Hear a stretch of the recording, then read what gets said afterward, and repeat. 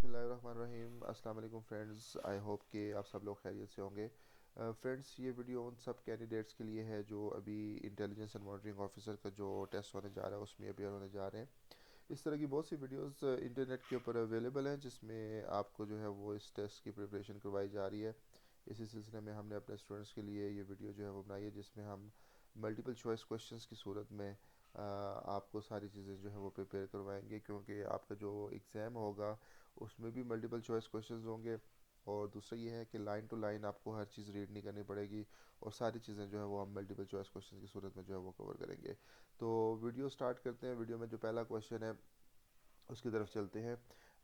जो first question है उसमें कह रहा है इन एटीए का मतलब यहाँ पे of course anti terrorism act है। तो एंटी टेररिज्म एक्ट के लिए शॉर्ट फॉर्म यहाँ पे एटीए यूज़ की गई है। इन एटीए 1997 कोड मींस, यानी कि एटीए 1997 में कोड का क्या मतलब है। तो आप लोग अगर इस एक्ट को पढ़ेंगे तो उसमें जो सेक्शन 2 है इस एक्ट का, उसमें उसने आपको डिफरेंट टर्म्स की डेफिनेशन बताई है। उसमें ये बताया है कि ये पर्टिकुलर टर्म अगर इस एक्ट में यूज़ होती है तो उसका क्या मतलब होगा। कोड की भी डेफिनेशन उसमें मौजूद है और उसी से रिलेटेड ये मल्टीपल चॉइस क्वेश्चन है। अब इसमें उसने आपको चार ऑप्शंस दिए हुए हैं। उसने कहा है कि ये जो वर्ड या ये जो टर्म कोड है इसका क्या मतलब है इस एक्ट में। तो उसमें आपको चार ऑप्शंस है। एक में कोड ऑफ सिविल प्रोसीजर है 1898, कोड ऑफ क्रिमिनल प्रोसीजर 1898 है, then again code of civil procedure 1888 है और कोड ऑफ क्रिमिनल प्रोसीजर 1888 है। तो एक चीज़ तो आप ध्यान में रखें कि ये जो सिविल प्रोसीजर वाले हैं इनको आप वैसे ही एलिमिनेट कर देंगे ये ऑप्शन, बिकॉज ये जो एंटी टेररिज्म एक्ट है ये आपका क्रिमिनल प्रोसीजर से रिलेटेड है। तो ये जो सिविल प्रोसीजर वाले दो ऑप्शंस हैं आपके, इनको तो आप वैसे ही एलिमिनेट कर देंगे। तो आपके पास दो ऑप्शंस रह जाएंगे।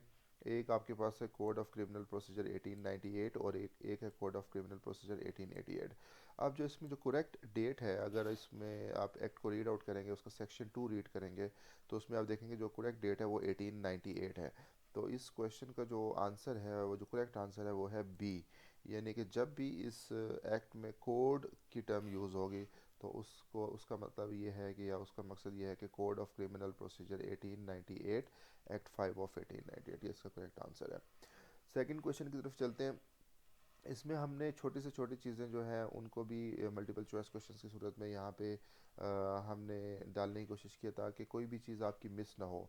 तो लाइन टू लाइन जो है उसमें से हमने मल्टीपल चॉइस क्वेश्चन एक्सट्रैक्ट किए हैं और कोशिश की है कि आपका जो है वो अच्छी प्रिपरेशन हो जाए। और इंशाल्लाह अगर आपने सारे एमसीक्यूज़ किए तो आप देखेंगे इंशाल्लाह आपकी बहुत अच्छी प्रिपरेशन हो जाएगी एट द एंड। अच्छा जी, दूसरा क्वेश्चन है the anti terrorism act 1997 shall come into force, यानी कि ये जो आपका एंटी टेररिज्म एक्ट या एटीए एक्ट 1997 है इसका निफाज कैसे होगा। अब अगर इस एक्ट को आप पढ़ेंगे तो उसका जो सेक्शन 1 है उसमें उसने आपको इसके नफाज के बारे में बताया है कि इसका नफाज आपने कैसे करना है। तो अब इसमें चार ऑप्शन उसने दिए हैं। एक ऑप्शन उसने कहा है कि जी आप इसका जो नफाज करेंगे, इसको जो नाफिज करेंगे वो स्टेप बाय स्टेप करेंगे। दूसरा ये है कि एडवांस यानी कि फिल 4 इसको नाफिज करेंगे। तीसरा ये है कि सेकंड स्टेज पे करेंगे। चौथा ये है कि थर्ड स्टेज पे करेंगे। तो इन सब में अगर आप उस एक्ट को रीड करेंगे तो इसमें बड़ा क्लियरली मेंशन है कि ये जो एक्ट है ये फिल 4 नाफिज किया जाएगा। तो इसका जो करेक्ट आंसर है वो है एट वंस। तो जो सेकंड क्वेश्चन है उसका करेक्ट आंसर है बी। अच्छा, थर्ड क्वेश्चन की तरफ हम चलते हैं। हमने इसमें ये भी किया है कि कुछ ऐसे वर्ड्स यूज़ हुए हैं इस पूरे एक्ट में जिनका मतलब जो है वो आपके लिए जानना ज़रूरी है। उसकी वजह ये है कि आपका ऑफ कोर्स जो इंग्लिश पोर्शन होगा हो सकता है उसमें एज अ सिनोनिम वो आपसे पूछ लें, या फिर दूसरी बात यह है कि जब आपको इनका मतलब पता होगा तो आप इसको आपको अगर आप इसको एक्ट को पढ़ेंगे और आपको इन वर्ड्स का मतलब पता होगा तो आप ज़्यादा बेहतर तरीके से उसको समझ सकते हैं। तो इसमें एक्ट में एक वर्ड यूज़ हुआ है एक्सपीडियंट। तो एक्सपीडियंट का क्या मतलब है, इसमें चार ऑप्शंस आपको दिए हुए हैं। तो आपने ये देखना है कि सबसे क्लोजेस्ट सिनोनिम कौन सा है एक्सपीडियंट का। तो इसमें एक ऑप्शन फास्टर दिया हुआ है, कन्वीनियंट दिया हुआ है, ईजियर दिया हुआ है, स्लोअर दिया हुआ है। तो अगर आप इंटरनेट के ऊपर भी सर्च करेंगे और इस सेट को भी पढ़ेंगे तो इसमें जो सबसे क्लोजेस्ट इसका सिनोनिम है वो है आपका कन्वीनियंट। यानी एक्सपीडियंट का जो मतलब है वो क्या है, या सबसे क्लोज किसके है, वो कन्वीनियंट के क्लोज है, यानी कि ज़रूरत आपकी बेसिकली, या सहूलत, या कन्वीनियंट आप कह सकते हैं। तो जो तीसरा आपका मल्टीपल चॉइस क्वेश्चन है उसका भी आंसर जो है वो बी ही है। तो ये आपके फर्स्ट थ्री क्वेश्चन है। फोर्थ क्वेश्चन की तरफ चलते हैं। फोर्थ क्वेश्चन में वो आपसे ये कह रहा है, सॉरी, यस, फोर्थ क्वेश्चन में वो आपसे ये कह रहा है कि इन एटीए 1997 चाइल्ड मीन्स, यानी कि एंटी टेररिज्म एक्ट 1997 में जब भी आपके सामने चाइल्ड का वर्ड या टर्म यूज़ होगी तो उसका क्या मतलब है। तो अगेन आप ये जितने भी आपको जिसमें ये टर्म्स के मतलब या डेफिनेशंस आपसे पूछ रहा है तो वो सब की सब आपको सेक्शन 2 में ही बताई गई हैं। तो अगेन अगर आप सेक्शन 2 उसका रीड करेंगे तो सेक्शन 2 में उसने आपको चाइल्ड की जो डेफिनेशन है वो बताई हुई है कि इस एक्ट में चाइल्ड का क्या मतलब है। वैसे भी जनरली भी अगर हम देखें तो हमें ये पता है कि जो शख्स 18 साल से कम उम्र का होता है उसको हम चाइल्ड कंसिडर करते हैं। तो यहाँ पे आपको इसने डिफरेंट ऑप्शंस दिए हुए हैं, जैसे फर्स्ट ऑप्शन है person who at the time of commission of offence has attend the age of 18, यानी कि जब उसने ये ऑफेंस किया है तो उस वक्त उसकी 18 साल की उम्र है, तो क्या वो चाइल्ड होगा, या उसकी उम्र जो है वो 20 साल है वो चाइल्ड होगा, या वो होगा जिसकी उम्र 18 साल से कम है। तो आई थिंक इसका आंसर बड़ा ऑब्वियस है कि इसमें जो आंसर जो ऑप्शन सी है वो आपका करेक्ट आंसर है कि a person who at the time of commission of the offence has not attend the age of 18, यानी कि वो शख्स या वो लड़का या लड़की जिसने 18 साल की उम्र जो है उस वक्त जो है उसकी नहीं है जब उसने वो ये ऑफेंस किया है। तो इसमें जो ऑप्शन सी है वो आपका करेक्ट आंसर है। फिफ्थ मल्टीपल चॉइस क्वेश्चन की तरफ आते हैं कि the anti terrorism act 1997 extends to, ये भी आपको सेक्शन 1 में मिलेगा।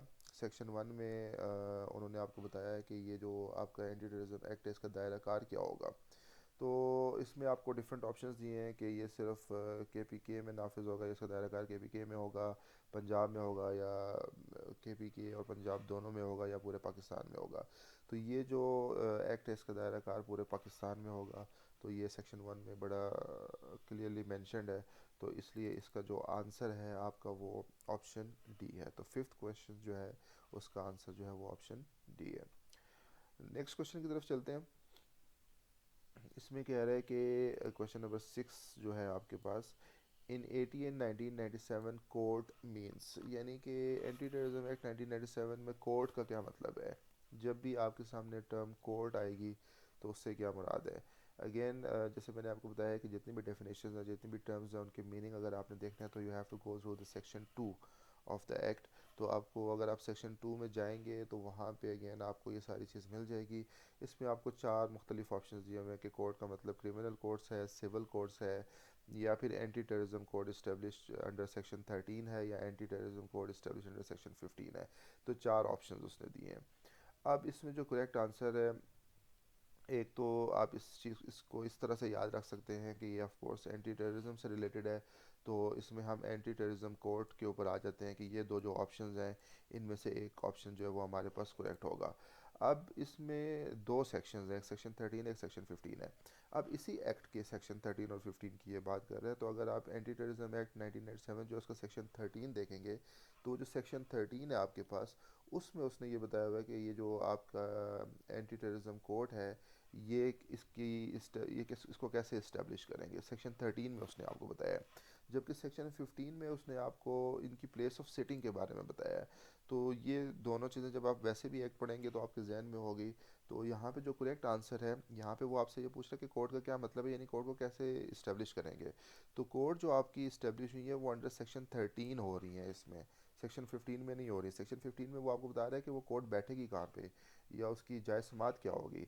सेक्शन 13 में वो आपको ये बता रहा है कि उस जो इंसदाद दहशतगर्दी की जो अदालत है उसका क़याम क़याम कहाँ पे होगा।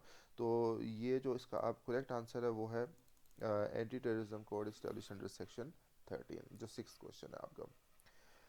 नेक्स्ट क्वेश्चन की तरफ चलते हैं। सेवन्थ क्वेश्चन में वो कह रहा है कि इन 80 1997 यानी anti terrorism act 1997 the term armed forces means, again ये सेक्शन 2 में से ही है।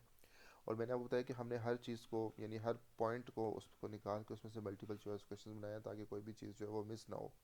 तो आप देखेंगे कि हर सेक्शन में से आपको काफ़ी ज़्यादा मल्टीपल चॉइस क्वेश्चन मिलेंगे। उसकी वजह यह है कि हम चाहते हैं कि हर चीज़ हम वहाँ से जो है वो कवर करें। अब वो कह रहे हैं कि 88 1997 जो है एंटी टेररिज्म एक्ट 1997 में जो टर्म आर्म फोर्सेस हैं उसका क्या मतलब है या उससे क्या मुराद है। तो अगेन जब आप सेक्शन 2 को रीड आउट करेंगे तो उसमें आपको देखेंगे कि उसने आपको आर्म फोर्सेस के बारे में बताया हुआ है, सिविल फोर्सेस के बारे में बताया हुआ है, और उसमें आपने बड़े क्लियरली मेंशन है कि आर्म फोर्सेस से क्या मुराद है। तो यहाँ पे चार ऑप्शन है, एक में उसने बताया कि मिलिट्री और नेवल फोर्सेस, एक में बताया हुआ मिलिट्री